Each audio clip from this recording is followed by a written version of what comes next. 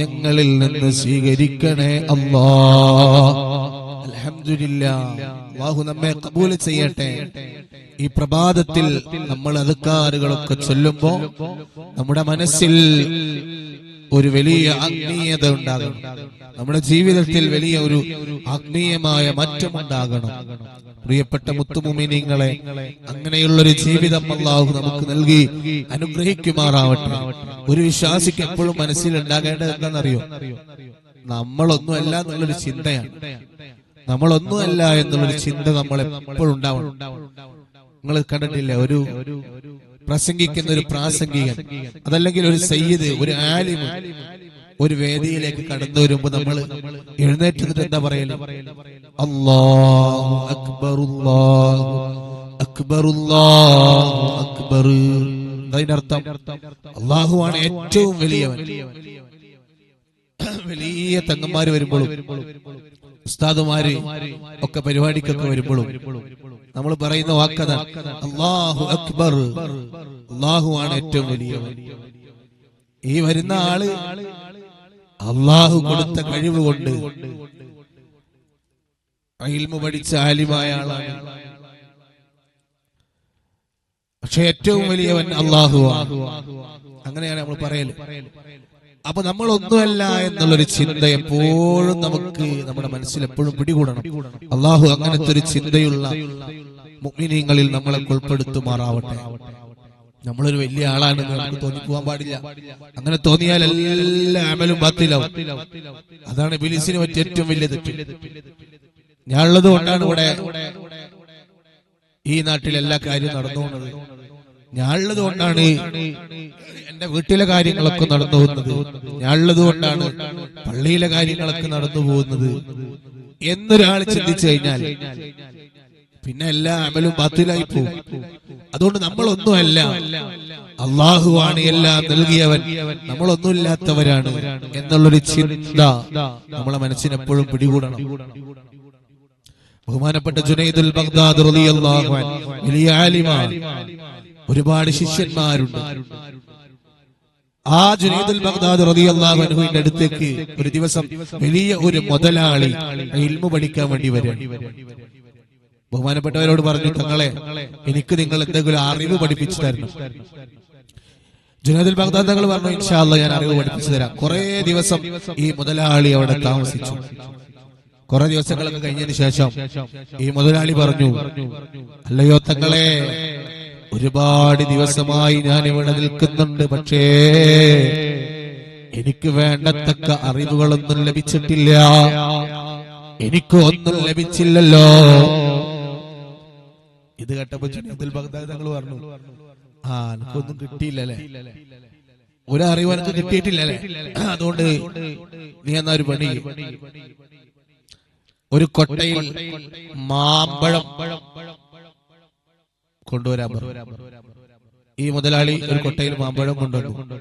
എന്നിട്ട് പറഞ്ഞു, ഈ മാമ്പഴം നീ എന്താക്കിക്കോ, അങ്ങാടിയിലൊക്കെ പോയിട്ട് വിൽപ്പന നടത്തിക്കോ. അങ്ങാടിയിൽ പോയിട്ട് ഈ മാമ്പഴം കൊണ്ടുവെക്കുക, ആവശ്യപ്പെടുന്നവർക്കൊക്കെ കൊടുക്കുക. ഒരു മാമ്പഴം ആരെങ്കിലും ചോദിച്ചാൽ അവർക്കൊരു മാമ്പഴം കൊടുക്കുക. തിരിച്ച് ക്യാഷ് അല്ല വാങ്ങേണ്ടത്, അവർക്ക് മുഖം ഇങ്ങനെ കാണിച്ചു കൊടുക്കുക, മുഖം നീട്ടി കൊടുക്കുക. എന്നിട്ട് ഒരു അടി അടിക്കാൻ പറയാം.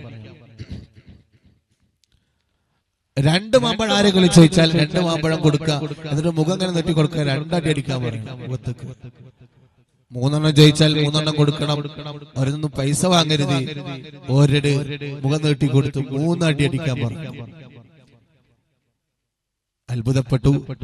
ഈ മുതലാളിയാകുന്ന ശിഷ്യൻ പറഞ്ഞു, കുഴപ്പമില്ല, ഇനിയിപ്പോ ഏതായാലും അവസാനത്തെ ഒരു ഉപദേശമാണല്ലോ, അവസാനത്തെ ഒരു നിർദ്ദേശമാണല്ലോ, ഇതുകൂടി എന്നെ കേട്ടേക്കാം എന്ന് കരുതിയിട്ട് ഈ മുതലാളി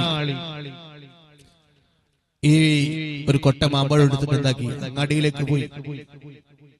എന്നിട്ട് മാമ്പഴം ചോദിക്കുന്നവർക്ക് കൊടുത്തു, ഒരെണ്ണം ചോദിക്കുന്നവര് ഒരെണ്ണം കൊടുത്തു, അവരോട് അടിക്കാൻ പറഞ്ഞു, അവരടിച്ചു. രണ്ടെണ്ണം ചോദിക്കുന്നവർക്ക് രണ്ടെണ്ണം കൊടുത്തു, രണ്ടടി കിട്ടി. മൂന്നെണ്ണം ചോദിക്കുന്നവർക്ക് മൂന്നെണ്ണം കൊടുത്തു, മൂന്നടി കിട്ടി. അങ്ങനെ മാമ്പഴം, ഒരു കൊട്ട മാമ്പഴം മൊത്തം കഴിഞ്ഞതിന് ശേഷം ജുനൈദുൽ ബഗ്ദാദി ആകുന്ന ഉസ്താദിന്റെ അടുത്തേക്ക് തിരിച്ചു വരാണ് ഈ മുതലാളി. ആരെ അടി വാങ്ങണത്? മുതലാളിയാണ്.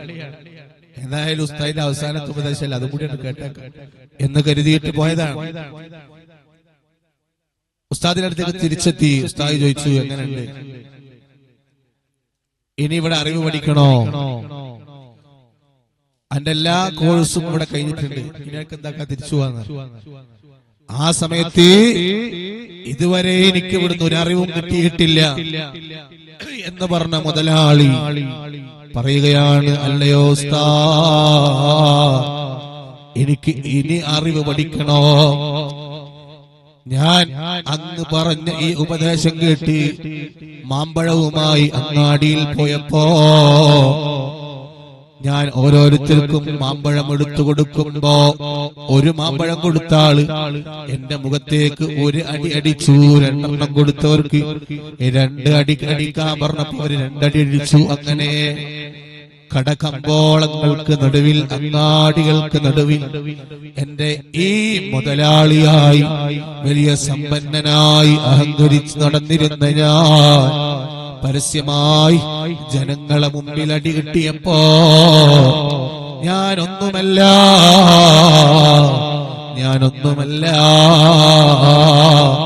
എന്ന് ഇപ്പോഴാണ് എനിക്ക് മനസ്സിലായത്. തങ്ങളെ, അവിടുത്തെ കാൽക്കൽ വീഴുകയാണ്. ഇനി എനിക്ക് അറിവ് പഠിക്കണം തങ്ങളെ. ആദ്യം അറിവ് പഠിക്കുമ്പോഴൊന്നും അതുകൊണ്ട് തലേ കയറുന്നില്ല. ഇതാപ്പോ കിട്ടണത്, ഇതാപ്പോ മൂപ്പര് പറഞ്ഞ അറിവ്, ഇതാപ്പോ മൂപ്പര് പറഞ്ഞു തരുന്ന ഇൽമ്. ജുനൈദുൽ ബഗ്ദാദി തങ്ങൾ നിസ്കരിക്കാനാണ് വലിയ നിസ്കാരം എന്നൊക്കെ ഇങ്ങനെ തോന്നിപ്പോവാൻ. കാരണം എന്താ? അത് സമ്പത്തങ്ങട്ട് കുന്നുകൂടിയപ്പോ മുതലാളിയായി തന്നെ നിന്നു. ഇൽമു പഠിക്കാനുള്ള ആ ഒരു ആവേശം മനസ്സിൽ വന്നില്ല. ഞാൻ എന്തൊക്കെയോ ആണ്, ഞാനാണ് വലിയവൻ, അപ്പൊ മറ്റുള്ളവർ ചെയ്യണതൊന്നും കണ്ടുപിടിച്ചില്ല. പക്ഷേ ജനങ്ങളെടുത്ത് അടി ഇങ്ങനെ കിട്ടിയപ്പോ ആ ഉസ്താദിന്റെ ഉപദേശം വല്ലാത്ത ഉപദേശമായിരുന്നു. ചിലരെ നന്നാക്കാൻ ഉസ്താദുമാര് അവിടെ ജുനൈദുൽ ബഗ്ദാദി തങ്ങൾ ആ ഒരു ഹിക്മത്ത് പ്രയോഗിച്ചപ്പോ ആ ശിഷ്യർക്ക് മനസ്സിലായി, ഞാൻ ഒന്നുമല്ല, ഈ മുതലാളിയായ എന്നെ എത്രയോ പാവങ്ങൾ തല്ലിയില്ലേ, അതുകൊണ്ട് ഞാൻ ഒന്നുമല്ല എന്ന് മനസ്സിലായി. ബഹുമാനപ്പെട്ട ജുനൈദുൽ ബഗ്ദാദി തങ്ങളോട് ഇൽമു പഠിപ്പിച്ചു തരാൻ പറയാം. അപ്പൊ ഞാൻ ഒന്നുമല്ല എന്നുള്ള ചിന്ത മനസ്സിലുണ്ടെങ്കിൽ പിന്നെ ആ മനസ്സിലേക്ക് എന്തെങ്കിലും നന്മ കയറുള്ളൂ. ഇൽമ കയറണമെങ്കിൽ, നന്മ മനസ്സിൽ കയറണമെങ്കിൽ ഞാനൊന്നുമല്ല എന്ന ചിന്ത നമ്മുടെ മനസ്സിലുണ്ടാകണം. അങ്ങനത്തെ ഒരു കൽബാക്കി അള്ളാഹു നമ്മുടെയൊക്കെ കൽബിനെ മാറ്റിത്തരട്ടെ. ആമീൻ യാ റബ്ബൽ ആലമീൻ. പ്രിയപ്പെട്ട ഉമ്മമാരെ, പപ്പമാരെ, നമ്മുടെ മക്കളെയൊക്കെ നല്ല രൂപത്തിൽ നമ്മളെ ഇൽമ പഠിപ്പിച്ച് വളർത്തണം. ഏത് സ്കൂൾ വിദ്യാഭ്യാസത്തിൽ ഏത് തലങ്ങൾ വരെയും നമ്മുടെ മക്കൾക്ക് പഠിക്കാം. 10ാം ക്ലാസ്, +1, +2, ഡിഗ്രിയിലും എല്ലാ വിദ്യാഭ്യാസവും നമ്മുടെ മക്കൾക്ക് പഠിക്കാം. നമ്മുടെ മക്കൾക്ക് ഡോക്ടറാകാം, എഞ്ചിനീയർ ആകാം, എല്ലാം ആകാം. അതോടൊപ്പം നമ്മുടെ മക്കൾക്ക് മതപരമായ അറിവ് നമ്മൾ കൊടുക്കണം, ധാർമ്മികമായ വിദ്യാഭ്യാസം നമ്മൾ കൊടുക്കണം. അപ്പോഴാണ് മക്കള് ധാർമ്മിക ബോധമുള്ള നല്ല അച്ചടക്കമുള്ള മക്കളായി വളരുകയുള്ളൂ. ഇപ്പൊ ഇന്നലെ നമ്മൾ വാർത്തകളിലൊക്കെ കണ്ടവരാണ്, കഴിഞ്ഞ ദിവസങ്ങളിൽ നമ്മൾ വാർത്തകളിൽ വായിച്ചറിഞ്ഞവരാണ്. താമരശ്ശേരിയിൽ ഒരു ഉമ്മയെ കൊലപ്പെടുത്തിയതാരാ? സ്വന്തം മകനാ. നമ്മളൊക്കെ വല്ലാതെ വേദനയോടെയാണ് ആ വാർത്ത ശ്രവിച്ചത്. താങ്ങാൻ കഴിയുന്നില്ലല്ലോ. സ്വന്തം പ്രസവിച്ച ഉമ്മയെ, വേദന സഹിച്ച് പ്രസവിച്ച ഉമ്മയെ കൊലപ്പെടുത്തിയത് സ്വന്തം മകനാണെന്ന് പറയുമ്പോ നമ്മുടെ മനസ്സ് തകർന്നു പോവുകയാണ്.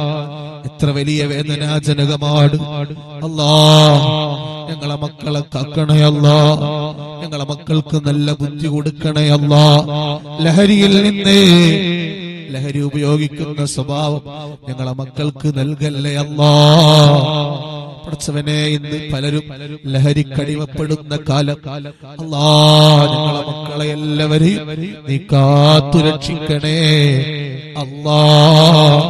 ഉമ്മാന്റെ കാൽപാദത്തിന് ചുവട്ടിലാണ് സ്വർഗമെന്നല്ലേ ഹബീബായ മുത്തുനബി മുഹമ്മദ് മുസ്തഫ സ്വല്ലല്ലാഹു അലൈഹി വസല്ലം തങ്ങൾ നമ്മെ പഠിപ്പിച്ചത്.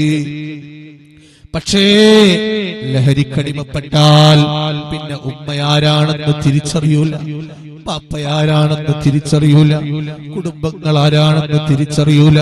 അതുകൊണ്ട് ലഹരിയുടെ അപകടം നമ്മൾ മനസ്സിലാക്കണോ? നമ്മുടെ മക്കളെ നല്ല രൂപത്തിൽ വളർത്തണോ? അല്ലെങ്കിൽ പിന്നീട് ചിന്തിച്ചിട്ട് കാര്യമില്ലല്ലോ.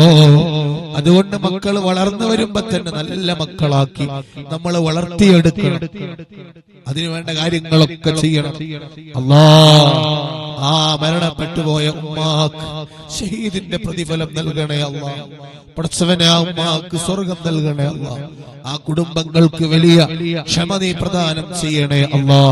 നമ്മളെ മക്കൾ ചോദിക്കുന്ന കാര്യങ്ങളൊക്കെ നമ്മൾ ചെയ്തു കൊടുക്കണം. ഹിക്മത്തിലൂടെ മക്കൾക്ക് ചോദിക്കുന്ന കാര്യങ്ങളൊക്കെ അത് അവർക്ക് ഉപകാരമുള്ള കാര്യമാണോ, അതുകൊണ്ട് നമ്മളെ മക്കൾക്ക് എന്തെങ്കിലും നേട്ടങ്ങളുണ്ടോ എന്നൊക്കെ നോക്കി നമ്മൾ ചെയ്തു കൊടുക്കണം. മക്കൾക്ക് മാനസികമായ വിഷമങ്ങളൊന്നും ഉണ്ടാക്കരുത്. പക്ഷെ എല്ലാ കാര്യങ്ങളും ചോദിക്കുന്നതൊക്കെ നമ്മൾ ചെയ്തു കൊടുക്കുമ്പോഴും വേണ്ടാത്തതിൽ നിന്ന് മക്കളെ മാറ്റി നിർത്തുകയും വേണം. നല്ല രൂപത്തിൽ നിസ്കാരം കൃത്യമായി ശീലിപ്പിച്ച് നല്ല സ്വഭാവത്തിലൂടെ നമ്മുടെ മക്കളെ വളർത്തിയെടുക്കണം. അവർക്ക് ദീനുൽ ഇസ്ലാമിന്റെ വിശുദ്ധമായ ദീനിന്റെ ആശയങ്ങളും ആദർശങ്ങളും നമ്മൾ പഠിപ്പിച്ചു കൊടുക്കണം. ധാർമ്മിക ബോധം ഉണ്ടാക്കി കൊടുക്കണം. എപ്പോഴും ഉസ്താദുമാര്, ആലിമീങ്ങള്, അവരുടെ ബന്ധം നമ്മുടെ മക്കൾക്ക് നമ്മൾ സ്ഥാപിച്ചു കൊടുക്കണം. അങ്ങനെ ആവുമ്പോ നമ്മളെ മക്കൾ ദീനീ ബോധമുള്ള മക്കളായി വളരും. സുന്നത്ത് ജമാഅത്തിന്റെ സംഘടനകളുണ്ട്, SSF-ഉം SYS-ഉം ഇങ്ങനെയുള്ള പ്രസ്ഥാന കുടുംബങ്ങളിൽ നമ്മുടെ മക്കളെ ചേർക്കണം. അങ്ങനെ ആവുമ്പോ നമ്മുടെ മക്കള് ആ ഒരു സംഘത്തിൽ ചേർന്ന് അങ്ങനെ നല്ല രൂപത്തിൽ പ്രവർത്തിച്ച് നല്ല മക്കളായി ഇങ്ങനെ വളർന്നു വരും. അള്ളാഹു അങ്ങനത്തെ മക്കളാക്കി തരട്ടെ. നമ്മുടെ എല്ലാ മക്കളെയും അള്ളാഹു അങ്ങനെ വളർത്തട്ടെ. മക്കൾക്ക് വേണ്ടതൊക്കെ ചെയ്തു കൊടുക്കണം. ചെയ്തു കൊടുക്കാണ്ട് ചെയ്യരുത്. വേണ്ടതാണെന്ന് തോന്നിയാൽ അതൊക്കെ നമ്മൾ ചെയ്തു കൊടുക്കണം. പക്ഷേ വേണ്ടാത്തതിൽ നിന്ന് നമ്മുടെ മക്കളെ വിട്ടുനിർത്താനും നമ്മൾ ശ്രമിക്കണം. പ്രത്യേകമായ ഇതൊരു വല്ലാത്ത കാലാണ്.